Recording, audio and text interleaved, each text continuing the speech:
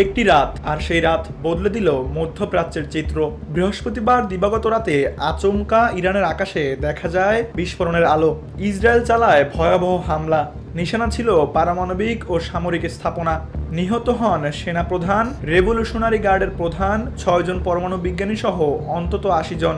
আহত প্রায় 800। নিহতদের মধ্যে শিশুও ছিল 20 জন। তবে এখানেই শেষ নয়। শুক্রবার রাতেই পাল্টা জবাব দেয় ইরান। একের পর এক ক্ষেপণাস্ত্র ছুটে যায় ইসরায়েলের দিকে। সিএনএন জানিয়েছে ইরানের হামলায় ইসরায়েলে নিহত হয়েছেন অন্তত 13 জন, আহত 140-এরও বেশি। ধ্বংস হয়েছে বাসাবাড়ি, অফিস স্থাপনা। এরপর শনিবার রাতে ফের ইরানের বিভিন্ন তেল ও গ্যাস স্থাপনায় হামলা চালায় ইসরায়েল। তেহরানের প্রতিরক্ষা মন্ত্রণালয়, একটি পারমাণবিক গবেষণা কেন্দ্র এবং একটি ভূগর্ভস্থ ক্ষেপণাস্ত্র ঘাঁটিও এই সংঘাত থেকে রেহাই পায়নি।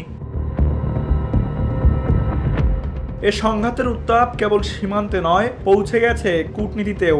আজ রোববার যুক্তরাষ্ট্র ইরান পারমাণবিক আলোচনার কথা থাকলেও ওমান জানিয়েছে আলোচনা বাতিল। মধ্যপ্রাচ্য এখন বারুদের স্তূপে দাঁড়িয়ে, আর প্রশ্ন একটাই, এই সংঘাতের শেষ কোথায়?